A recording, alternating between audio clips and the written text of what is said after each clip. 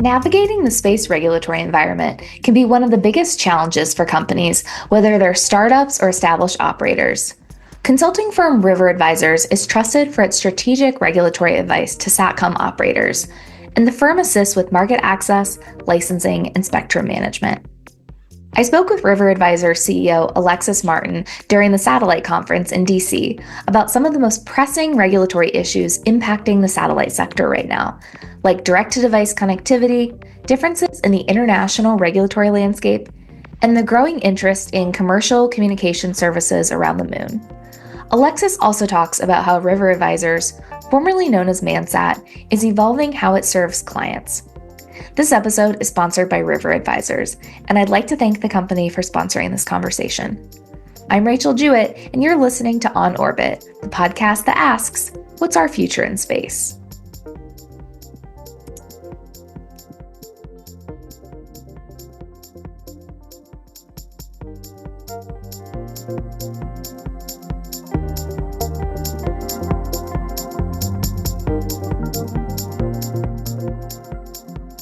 Hi, Alexis. Welcome to the On Orbit podcast. I'm excited to be talking with you today here at Satellite. Hey, Rachel. Thank you. My pleasure to be here today with you in DC. Yes, we're meeting on the second day of Satellite as the exhibit hall is opening this morning. Super excited to get to do this interview in person at the show. Indeed. Thank you. Thanks a lot. First, actually, for me, because traveling was a bit hectic, but that's my first day in DC today. Awesome. So pretty much, taking the temperature. So you're a recent appointment as the CEO of River Advisors. How has it been getting started in the role? And tell me a little bit about your position with River Advisors. Well, it's been very exciting, of course. I've been in the role, my previous role as a Chief Consulting Officer for almost 5 years. So okay. I would say that the face is new, not unfamiliar though, because I've been in the company, I know the team, I know the clients. I've been mentored by Catherine, the previous CEO, so I'm really happy to take this position, and she made the transition very easy and smooth. So that's very great, and that's ready to hit the ground running. Exactly. So I know that River Advisors at the end of 2023 had a brand change from the name ManSat. So can you tell me about kind of why the shift to the new name and the new face that you guys are putting out to the market? So ManSat at the time has been created some 25 years ago. It was at the end of 1998. With the main practice was the fighting through the Isle of Man, hence the name ManSat. But we've seen the satellite industry and the clients and the portfolio we serve kind of transition as well into new businesses, new services, and we felt that there was a need to adjust to the clients and to the market we serve, and to better reflect on this, we thought that going through rebranding was a good approach. Absolutely, yeah. And what type of services do you offer for your clients? So we provide strategic regulatory advice to drive clients towards their goal in terms of market access, licensing, and to access the spectrum and orbital resources they need for their project. So we provide end-to-end services from the very beginning of the prospect, the inception. We help them find the right frequencies for the project, for the right service area. We help them through the preparation of the filing, submission of the filing, and the creation. And then once it's done, then starts the second, I would say, phase of the project, which is to get actually the right to transmit, because the ITU filing does not give you the right to transmit. You still need the license, and this exercise actually it's country by country, as opposed to the ITU. The ITU is a global exercise. Licensing, it's getting to the nitty-gritty of the local regulation.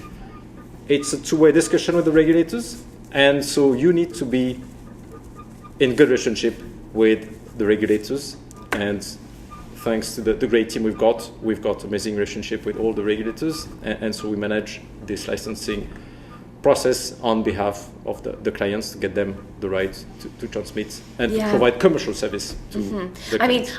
I feel like that's one of the very complicated parts of starting a business in the satellite industry, because the licensing in all the different countries, dealing with the ITU, that's a lot of different pieces, parts that you all are helping your clients manage? Indeed, I mean that's the bottleneck. You need the license to transmit, and actually two views. Okay. We've seen some clients struggling to find existing regulation. They want actually to match the regulation, but quite sometimes we see that this regulation just does not exist. Mm-hmm. And so here you can either say, okay, there's nothing, I won't do anything, and we just wait. I would say like a more passive approach. Or you see this challenge as an opportunity to shape the licensing regime the way you want together with the regulator.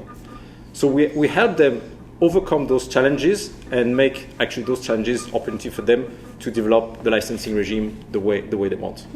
Can you give me an example of that, of an area where the licensing is not really up to speed? I mean, no surprise that there's a lot of discussions about IoT, narrowband IoT, MSS, direct-to-device.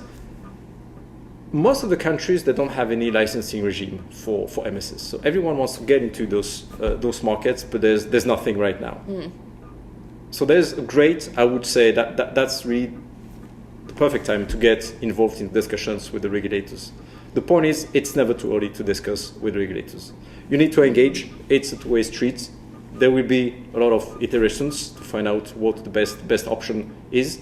We can help you define what is the best approach, and then work with the regulators to shape licensing regime the way we think would be optimal for the service and the clients. Okay. And what types of companies do you, obviously satellite operators, but is it startups, more established companies, LEO, GEO? Talk to me about what types of clients you guys have. So we serve basically the whole spectrum. So we've got startups, we've got more established operators, we've got LEO, GEO clients providing telecom services, be it MSS, could be broadcast as well, fixed satellite service, Earth observation as well. Okay. Quite a few operators launching missions for Earth observation, and we're going to the moon as well. We've got clients going to the moon and beyond, doing some space research activities. So we cover the whole, I would say, near Earth and more deep space, from frequencies as low as a few hundreds of kilohertz to several gigahertz. Wow, that's such a wide range. And what's your personal background? Like, how did you get into satellite licensing?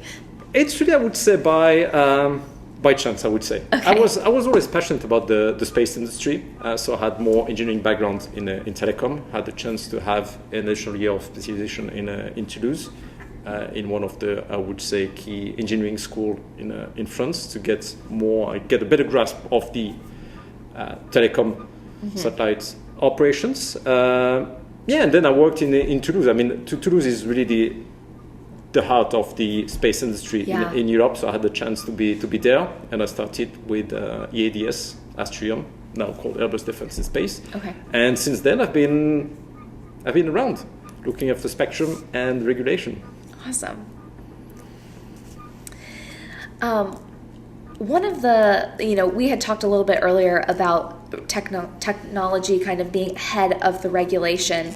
Do you see that as a good thing that the industry is like moving faster, or is that a challenge to progress? The industry has always outpaced regulation. Okay. That's a fact. You cannot deny this. Yeah. We've seen this with Starlink, for example. They've been there from the beginning, providing broadband to consumers. At the time, there was even no regulation at the time. They've been instrumental, I think, in developing some framework in Africa, for example.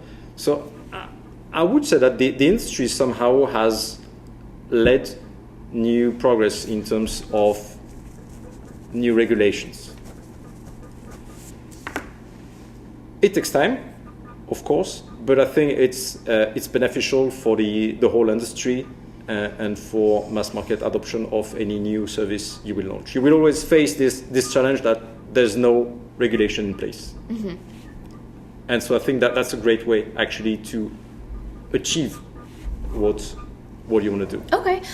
Do you think that regulators are like receptive and cooperative to work with the space industry, or is there a gap, a bridge that you have to cross? We've seen actually that two things. We've seen a shift in the industry. Okay. On the innovation side, we see innovative product, disruptive technologies. We've seen this shift as well with the regulators. Back in the days, you would go on the website, download the form, fill out the form, send it back, and you would get the license.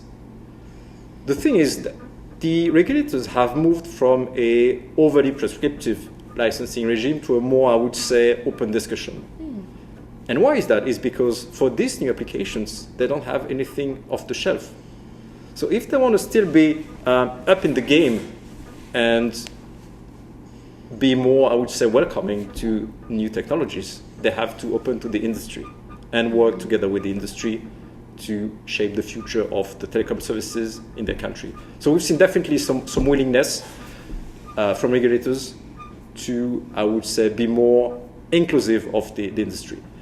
We've seen this through different initiatives. For example, the sandbox. Maybe you've heard about this. Okay. Like operators, regulators, inviting companies to try a new system, new frequency band, to try something new that would not create any harmful interference to other systems. So they play basically in the sandbox, and once this is ready to be, I would say, released, then they do it. We've seen as well a lot of consultations, public consultations. Everything pretty much has to go through public consultation because it's what the regulators do. It has to be for the in the interest of the public. Yeah. And so once a new change is foreseen, we see consultation coming from regulators asking about guidance, comments, or suggestion as to what the future should be.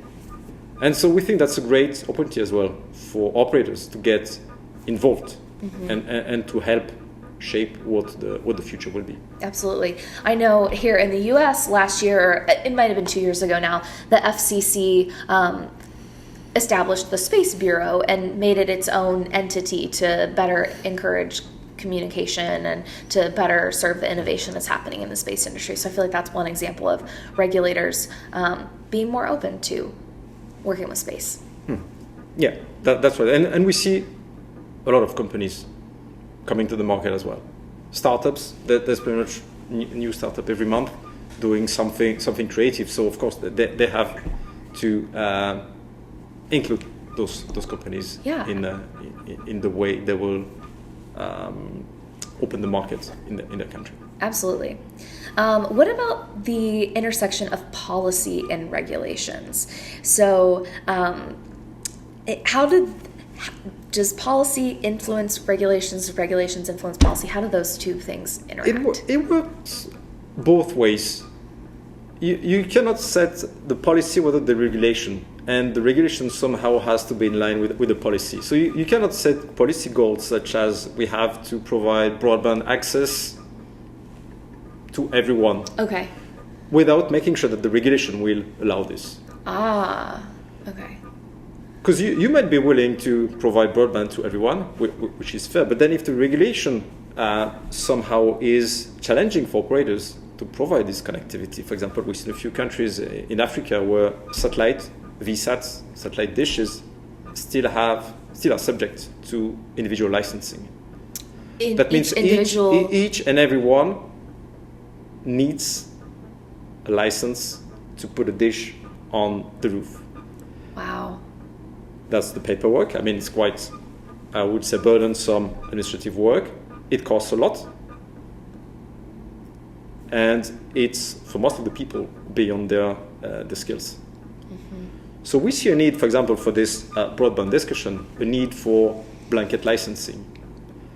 And again, that closes the loop. How will we achieve this blanket licensing is to go through, I would say, discussion with the regulators, public consultation, help them draft what it should be, and work with the stakeholders. Yeah. Individual licensing is one thing, but then the licensing fees as well, because it's not for free. And so helping them defining what the fees should be as well is part of the whole process. We support the clients throughout those interactions and support through the consultations. Yeah, I was having a conversation with a satellite operator CEO yesterday at the show. I won't say who it was, but they said that their licensing fees have, I think he said, doubled in the past year or so. And that's interesting number, double. And why is that? Is because we're talking about multi-orbit orchestration, LEO, GEO. For now, a license is to recognize transmission from one point A to one point B. There's a license for LEO, there's a license for GEO. If you want some dual antenna, you need 2 licenses, and so the cost is double. Is this double cost still, I would say, in line with the expectations in terms of, I would say, cost for the project? Yeah. Because then ultimately this will be passed on to the end users. Does this match the policy? Because connectivity has to be affordable. It's not about providing megabits. You have to provide megabits that people can afford. Right. And so we see this, I would say, close loop between policy and regulation. And of course, we talk about new, I would say, developments and new approaches, multi-orbit, LEO, GEO, MEO. But of course, that has some implications on the regulation. We cannot just talk about this without discussing the potential regulatory implications and how we can best address the new issues that those approaches will create. Absolutely. How does River Advisors stay on top of, if you're helping your clients get market access around the world, there's so many different regulatory bodies that you all are trying to interface with. So how do you manage to keep up with the different regulators around the whole world?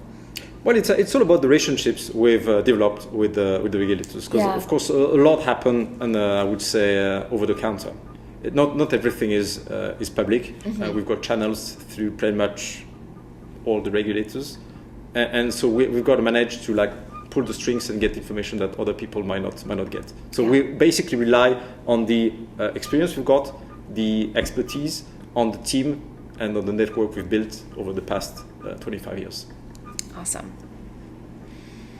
One specific application I wanted to ask you about that's a very hot topic this week at Satellite is direct-to-device. So what are some of the regulatory challenges associated with direct-to-device connectivity? So direct-to-device is an interesting one because, it's no different from any other new service.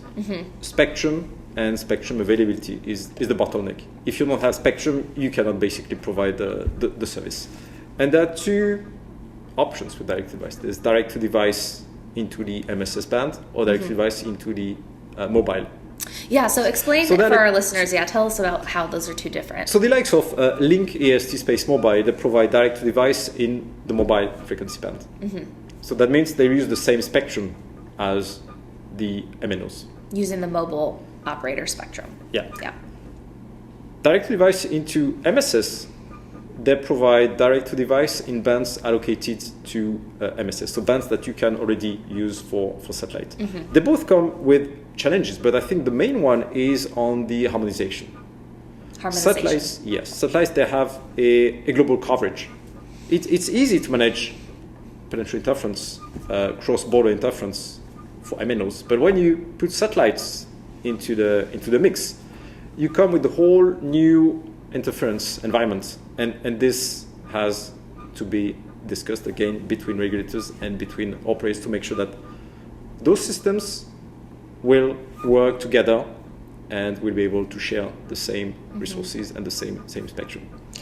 Yeah, I did a story on this earlier in the year, and one thing that I learned that I wasn't as familiar with was that the cross-border interference is much more complicated when countries are smaller and closer together, like in Europe, but the MSS spectrum, it's already licensed, so you don't have those same cross-border interference issues.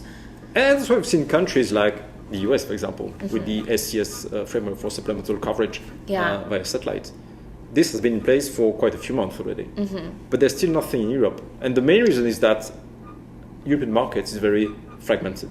Okay. You've got small countries like Switzerland, Luxembourg, that are difficult to address, I would say, on a country-by-country basis. We need for Europe a harmonized and regional plan to address direct-to-device. Is Europe working on something like that?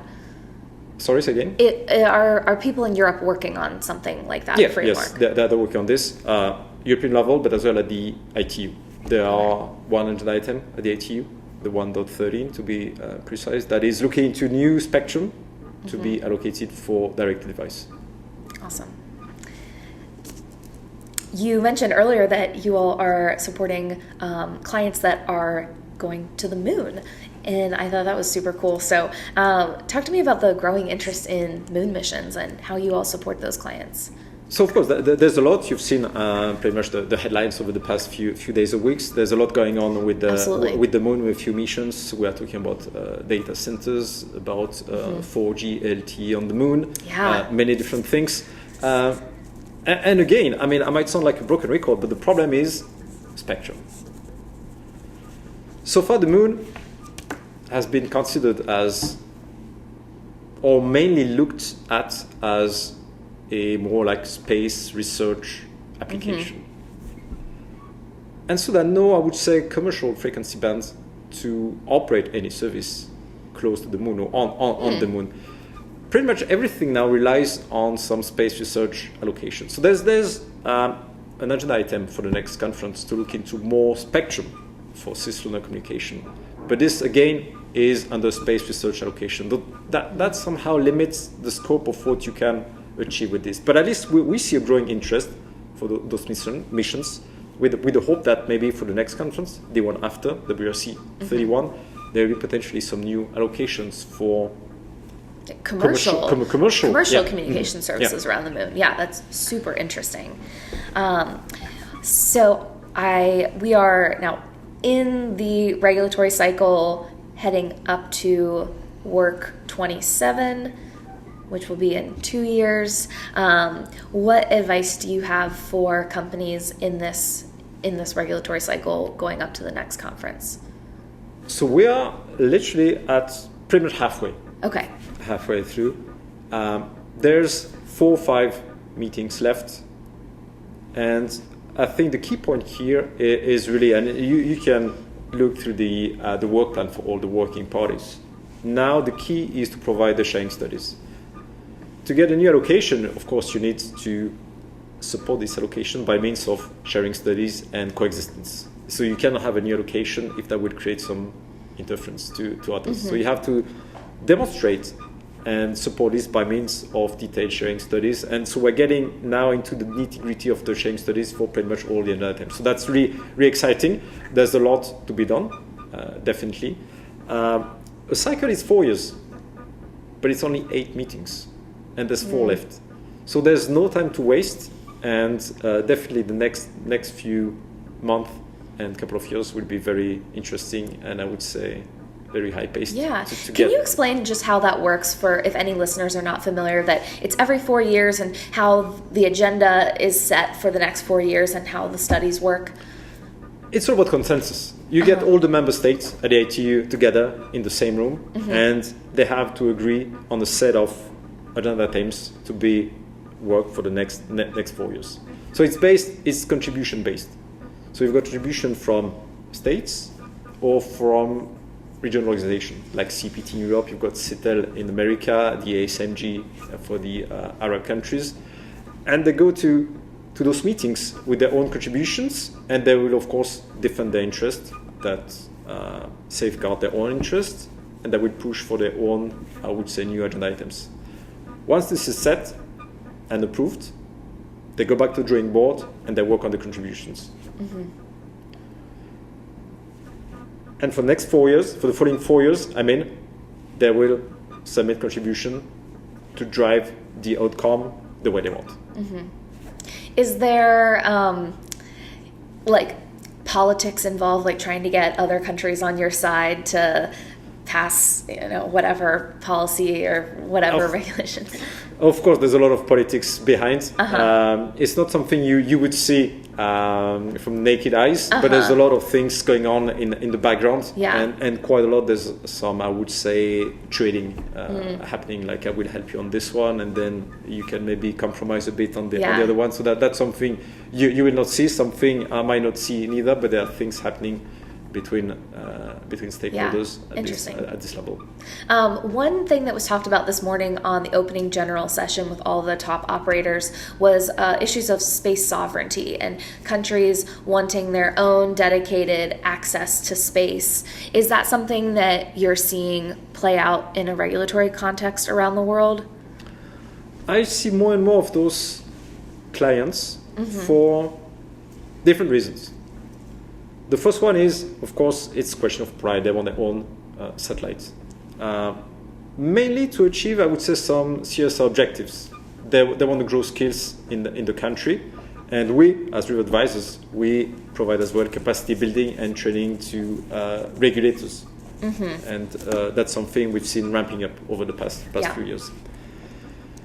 They want to get the skills. They want to create jobs for the future generation, and the thing, space is one of those things that has been, I would say, underestimated. So they want to involve in space. We've seen as well companies building small geos that make actually geo viable for those small countries. I would say it's not necessarily relevant for them to buy a huge satellite. They just want something small that will address small pockets of demand wherever they are. And the third thing is they don't want to rely on commercial companies. And we've seen, for example, over the past 10 days, there's been quite a few developments about Starlink. And I think some of the countries, they don't want to rely on commercial companies because anything could happen. That's a single point of failure. If the price increases tenfold, then there will be they will have basically to pay whatever those companies ask. So getting their own satellite is a way for them to get more independent while building the skills internally. Absolutely. I've been seeing more and more calls for Europe to have alternatives to Starlink, especially in Ukraine. Okay, so I wanted to ask you, what are you excited for this week at Satellite, and kind of what are the issues that you're listening for as you're talking with people? So what I'm really excited about is to basically get the temperature. I was here last year. I left with a bit of, I would say, mixed feelings because Starlink was all over the place and everyone was complaining about Starlink and how they cannibalize the market and they get all the market share. And they're wondering if there's anything left for them. That was really the question. Like, Starlink is there, and then what's left for us? And I think over the past 2 weeks, it completely changed. And now that I would say there's a wave of optimism. And I met this morning with a few LEO operators, and they were over the moon. Because now they feel that the cards are being reshuffled, and the whole market is now shifting to maybe something that will allow more players in the LEO, but in other verticals as well. So I really see this shift in the mindset, and as I said, a wave of optimism on the show. Yeah, absolutely. That was something that Adel Al-Salah, the CEO of SES, mentioned on the panel this morning. He was like, the top operators, they have growing business, maybe not growing as much as Starlink, but they are growing in networks and connectivity, and there's a perception that everything is Starlink, but that perception is not accurate, basically, is what he was saying. Yeah, exactly. All right, and then give me a little bit of a view of this year at River Advisors, what you guys are focusing on, and any goals that you have for this year. Well, this year is pretty much to continue on executing what Chris and Catherine have developed with the companies to provide sustainable growth and profitable and empower and promote talents we've got. And we've got a lot. So I'm pleased to say we're looking to, I wouldn't say restructuring because denotes, I would say, some negative perception, but I would say it's some empowering and promoting people. So that's something I'm looking into, something that we will release very soon. So keep an eye out for some exciting news. But there are going to be some reshuffling in the team, in the verticals, to match what we see in the industry and to match what we see from the clients, to get better visibility and to provide better support to the clients. That's great. And then how can folks get in touch with you and River Advisors if they want to talk more? So we've got a strong presence on LinkedIn. Pretty much you've seen quite a few posts recently. So feel free to reach out on LinkedIn, email, mobile, anything. We're more than happy to then follow up on any media. Awesome. Well, thank you so much. Thanks for sharing your outlook on some of the regulatory issues right now. And it was great to hear more about River Advisors. And I hope you have a great rest of the week here at Satellite. Thank you. Thank you for your time, Rachel. Thanks a lot. Thanks.